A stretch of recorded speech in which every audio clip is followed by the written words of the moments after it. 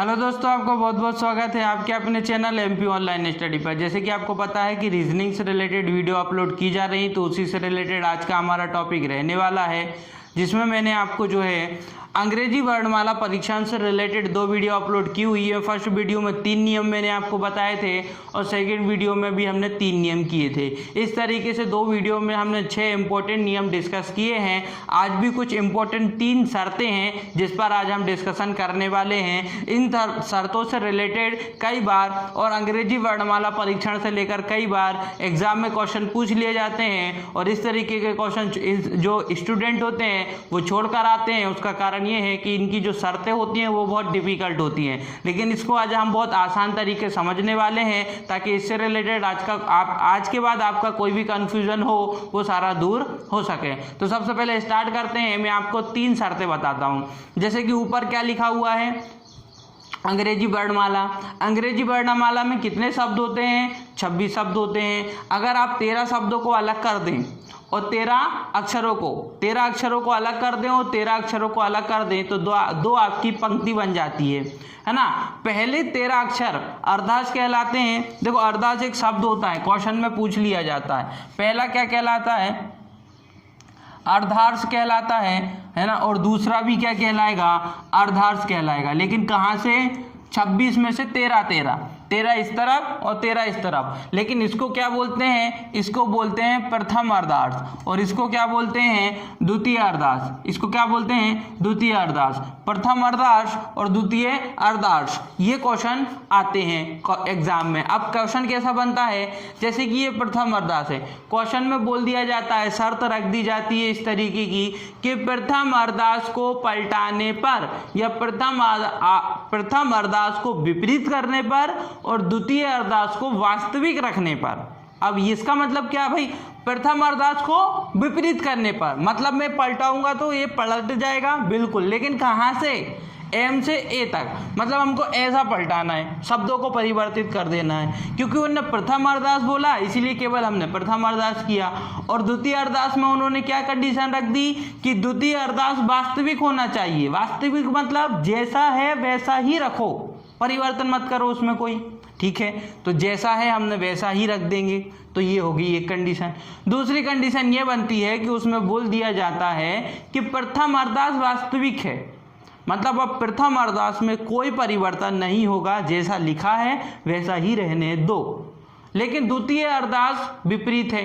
द्वितीय अर्धांश विपरीत है मतलब दूसरा जो द्वितीय अर्धांश है इसको पलटा दो। कहाँ से पलटेगा? एन से लेकर जेड तक पलट जाएगा, पूरा नहीं, क्योंकि द्वितीय अर्धांश बोला तो एन से जेड तक पलट जाएगा। ये 2 कंडीशन। तीसरी कंडीशन जिसमें बोल दिया जाता है प्रथम और द्वितीय दोनों अर्धांशों को विपरीत करने पर, प्रथम और द्वितीय दोनों अर्धांशों को विपरीत करने पर। बहुत से लोग इसमें कंफ्यूज हो जाते हैं। अच्छा, दोनों ही करना है तो पूरी एबीसीडी पलटा देते हैं ना, पूरी ही अंग्रेजी वर्णमाला पलटा देते, वो गलत हो जाता है, वो अलग क्वेश्चन बनता है। उस पर मैंने करवाया है, सेकंड वीडियो में करवाया है। इसमें क्या बोलते हैं? प्रथम और द्वितीय दोनों को पलटाने पर मतलब उसकी प्लेस पे पलटेगा ना, पूरा नहीं पलटाएंगे ना। मतलब ये पलट जाएगा इस तरीके से और ये दूसरा किस तरीके से पलट जाएगा? इस तरीके से। ये वर्डिंग वहां पहुंच जाएगी, ये यहाँ आ जाएगी, इस तरीके से पलटेगा। तो ये 3 कंडीशन पर आज हम क्वेश्चन करने वाले हैं और कंडीशन भी मैं आपको बना के बताऊंगा और हम क्वेश्चन भी सॉल्व करेंगे। वीडियो अंत तक देखेंगे तो आपको इजी तरीके से सारे क्वेश्चन समझ में आएंगे और इससे रिलेटेड कोई भी आज इसके बाद आपका किसी भी प्रकार का कंफ्यूजन नहीं रहेगा। तो सबसे पहले पहली कंडीशन देखते हैं। पहली कंडीशन क्या है? प्रथम अर्धांश विपरीत, द्वितीय वास्तविक। ठीक है, पहला हम विपरीत कर देते हैं। तो पहला विपरीत करने के लिए विपरीत कहाँ से करूंगा मैं? एम से, है ना, क्योंकि प्रथम अर्धांश ये है तो एम आएगा यहाँ पर, फिर एम के बाद एल आएगा, फिर के आएगा, जे आएगा, आई आएगा, आई के बाद एच आएगा, फिर उसके बाद एच के बाद जी आएगा, फिर एफ आएगा, ई, डी, सी, बी, ए। कर दिया प्रथम अर्धांश को विपरीत, बिल्कुल कर दिया। लेकिन द्वितीय अर्धांश कैसा है? वास्तविक है। वास्तविक है मतलब जैसा है उसको रहने दो, उसमें हमको कोई परिवर्तन नहीं करना है, इसलिए मैं भी उसमें कोई परिवर्तन नहीं कर रहा हूं, जैसा है वैसा ही रहने दो। ठीक है, अब आते हैं क्वेश्चन पर।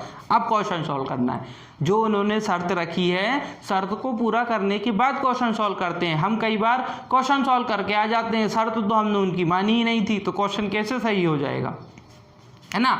अब आ जाते हैं, बताइए बाएं से सातवें अक्षर के दाएं, पहला क्वेश्चन है, बताइए बाएं से सातवें अक्षर के दाएं पांचवा अक्षर क्या होगा। अब ये दाया बायां वाला मेथड मैं आपको बता चुका हूँ, पहली और दूसरी वीडियो अगर आपने देखी है तो आपको पता है कि बायां दाया क्या होता है और इसमें किस तरीके से सॉल्व करते हैं। अगर वीडियो नहीं देखी तो वीडियो देखना, तभी आपको क्वेश्चन आएंगे। पहले वो फर्स्ट सेकंड वीडियो देखना, फिर थर्ड देखना। तो देखो बाएं और दाएं विपरीत आ गया तो हम क्या करते हैं, जब विपरीत आता है मैंने आपको बताया था जोड़ते हैं हम, है ना। तो हम जोड़ देंगे, क्या कर देंगे, जोड़ देंगे, क्योंकि यहाँ बायां लिखा है यहाँ दायां लिखा है, इसलिए यहाँ 7 लिखा है यहाँ 5 लिखा है, तो 7 और 5 हो जाएंगे 12, क्योंकि हमको जोड़ना है। हमने इनको जोड़ दिया, जोड़ने के बाद 12 आया। अब हमको चलना है 12 कदम, लेकिन 12 कदम कहाँ से चलना है, तो पहला क्या दिया है, हमेशा देखा करो पहला क्या दिया है, क्या दिया है, पहला बायां, दूसरा तीसरा क्या दिया है, कोई मतलब नहीं, बस आप इतना याद रखो कि पहला क्या दिया है, बायां। तो बाएं से चलना है, बायां ऊपर लिखा हुआ है, बाएं से कितना चलना है, 12 चलना है। दोनों को जोड़ दिया क्योंकि दोनों विपरीत थे, बायां 12 चलेंगे तो 12 पर क्या मिलेगा, बी। नीचे वाली कंडीशन देखना है, हमने बनाई है जो बी, तो हमारा इसका करेक्ट आंसर क्या हो जाएगा, बी हो जाएगा। ठीक है, इस तरीके के क्वेश्चन सॉल्व किए जाते हैं। अब आते हैं दूसरा क्वेश्चन। दूसरा क्वेश्चन क्या बोल रहा है, प्रथम अरदास का वह अक्षर जिसका स्थान परिवर्तित नहीं हुआ। आपके सामने अभी मैंने प्रथम अरदास परिवर्तित किया, बिल्कुल किया। दूसरा किया क्या, नहीं किया। जब मैंने प्रथम अरदास परिवर्तित किया तो उनके अक्षरों का स्थान बदल गया, बिल्कुल बदल गया। तो ऐसा कौन सा अक्षर है जिसका स्थान नहीं बदला, मेरे बदलने के बावजूद भी उसका स्थान पहले भी वही था अभी भी वही था, ऐसा कौन सा अक्षर है, तो वो अक्षर है जी।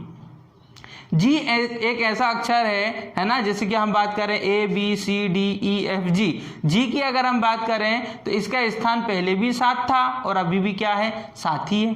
पहले भी इसका स्थान 7 था और अभी भी इसका स्थान क्या है, 7 है। तो किसका स्थान परिवर्तित नहीं हुआ, जी का स्थान परिवर्तित नहीं हुआ। हो गया क्वेश्चन सॉल्व। अब आ जाते हैं दूसरी कंडीशन। क्या बोल रही है दूसरी कंडीशन, प्रथम अरदास वास्तविक है, जैसा था वैसा रहने दो, द्वितीय विपरीत करना है, मतलब कंडीशन उल्टी कर दी है। यहाँ पर आपको प्रथम को क्या करना है, वास्तविक रखना है, और द्वितीय को क्या कर देना है, विपरीत कर देना है। ठीक है, कर देते हैं, कोई प्रॉब्लम नहीं। करनी पड़ेगी कंडीशन पहले, तब जाके सॉल्व होगा, वरना आंसर गलत होगा।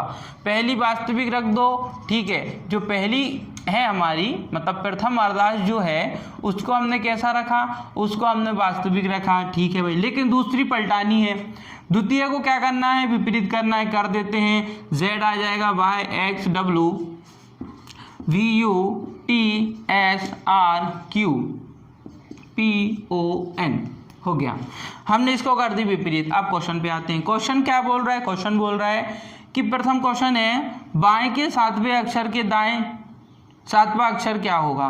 मतलब बायां और दायां, जैसे ही देखा बायां, जैसे ही देखा दायां, इधर 7 इधर भी 7, दोनों दाएं बाएं हैं इसलिए जुड़ जाएंगे, 7 और 7 हो जाएंगे 14, और 14 कदम चलना है। अब बोलोगे सर 14 कदम कहाँ से चलें, तो 14 कदम हम चलेंगे बाएं से। कहाँ से चलेंगे, बाएं से चलेंगे। और बाएं से हमको इसलिए चलना है क्योंकि पहले बायां दिया है, तो बाएं से 14 कदम चलेंगे तो हमको क्या मिल जाएगा, Z मिल जाएगा। यही है ना हमारी कंडीशन, तो हाँ यही है, Z मिल जाएगा। Z मिल जाएगा तो हम Z पे टिक लगा देंगे क्योंकि ये हमारा करेक्ट आंसर हो जाएगा। अब बात करते हैं क्वेश्चन नंबर 2 की। क्वेश्चन नंबर 2 भी इजी है।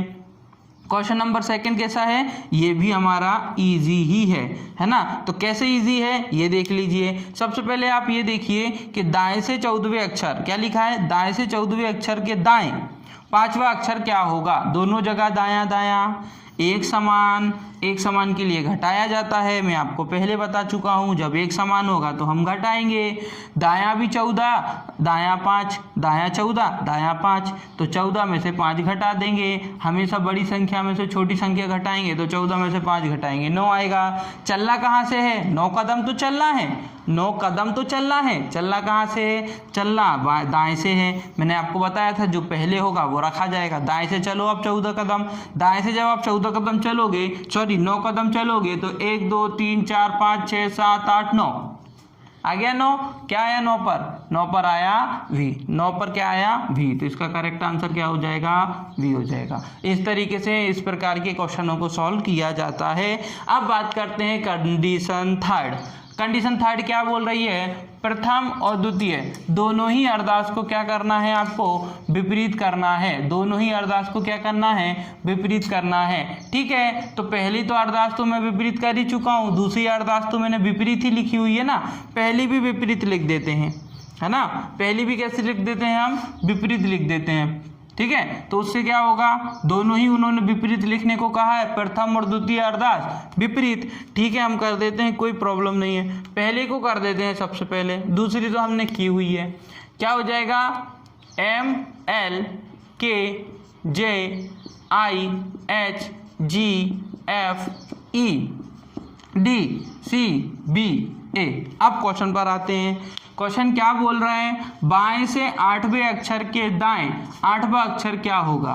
बाएं से 8वें अक्षर के दाएं, है ना, 8वां अक्षर क्या होगा? बाएं से 8वें अक्षर के दाएं 8वां अक्षर क्या होगा? पहले तो आप ये देखो, बायां दायां दिया है तो हम 8 और 8 को क्या कर देंगे? जोड़ देंगे, तो कितना हो जाएगा? 16। 16 जब हो जाएगा तो 16 कदम चलना है, लेकिन कहाँ से चलना है? तो बाएं से चलना है। 16 कदम चलेंगे बाएं से, क्योंकि पहले दिया हुआ है बाएं, तो बाएं से जब 16 कदम चलेंगे तो 16वें कदम पर हमको क्या मिलेगा? x, इसलिए इसका करेक्ट आंसर हो जाएगा x। क्या हो जाएगा इसका करेक्ट आंसर? s। भाई बाएं कदम से चलना था ना, बाएं से आप 16 गिनिए, 1 2 3 4 5 6 7 8 9 10 11 12 13 14 15 16। 16 पर क्या मिला हमको? x। करेक्ट आंसर हो जाएगा s। अब बात करते हैं क्वेश्चन नंबर सेकंड की। क्वेश्चन नंबर सेकंड है, दाएं से 5वें अक्षर के बाएं, दाएं से 5वें अक्षर के बाएं 7वां अक्षर क्या होगा? फिर से दायां बायां कर दिया। जब दायां बायां कर देंगे तो हम जोड़ देंगे, 5 और 7 कितने हो जाएंगे? 12 हो जाएंगे, क्योंकि इन्होंने दायां बायां किया। और जैसे ही तुमने उल्टा बोला, या दायां दायां या बायां बायां, तो जोड़ देंगे। बायां बायां बोल दो और दायां दायां बोलोगे तो घटाना पड़ेगा। ठीक है, अब हमने इनको जोड़ दिया। 12 कदम चलना है, कहाँ से चलेंगे? तो 12 कदम चलना है हमको दाएं से, क्योंकि पहला दायां दिया हुआ है, जो पहला होगा वो माना जाएगा। 12 कदम तो चलना है, लेकिन कहाँ से चलना है? दाएं से चलना है, तो दाएं से हम 12 कदम चलेंगे, तो 1 2 3 4 5 6 7 8 9 10 11 12। क्या आया? 12वें नंबर पर आया हमारा y। क्या आया? y। तो इसका करेक्ट आंसर क्या हो जाएगा? इसका करेक्ट आंसर हो जाएगा y। क्या हो जाएगा करेक्ट आंसर? करेक्ट आंसर हो जाएगा y। तो इस तरीके से क्वेश्चन सॉल्व किए जाते हैं। जो 3 प्रमुख मेथड हैं, 3 प्रमुख शर्त हैं जो एग्जाम में रख दी जाती हैं और हमसे क्वेश्चन पूछ लिया जाता है, तो इस तरीके से उनको जो है सॉल्व किया जाता है। अब इनको इजी तरीके से सॉल्व नहीं किया जा सकता, कोई ट्रिक से सॉल्व नहीं किया जा सकता, क्योंकि इसके लिए तो आपको मेथड बनानी पड़ेगी ना। आपको जब कंडीशन रखोगे उसी के बाद सॉल्व होगा, इसमें कोई ट्रिक नहीं चलेगी। आपको कंडीशन आपके माइंड में अगर आप उसको कर सकते हैं तो वो ट्रिक बन जाएगी, है ना। लेकिन अगर आप लिखेंगे तो ज़्यादा इजी पड़ेगा, रॉन्ग होने के चांस कम होंगे। अच्छा, इसी के साथ कभी कभी कैसा हो जाता है, मैं आपको एक छोटी सी कंडीशन बता देता हूँ कि उस पर भी हम क्वेश्चन करेंगे।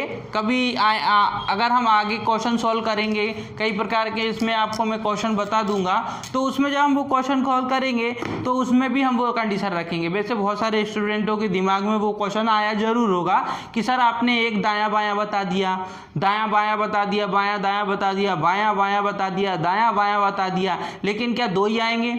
जरूरी है कि 2 ही कंडीशन हो? 3 कंडीशन हो गई तो क्या करेंगे? 3 कंडीशन हो गई कभी तो हम क्या करेंगे? तो उसमें का भी सॉल्यूशन है हमारे पास। जैसे कि मान लो पहले क्या दे दिया? बायां, फिर क्या दे दिया?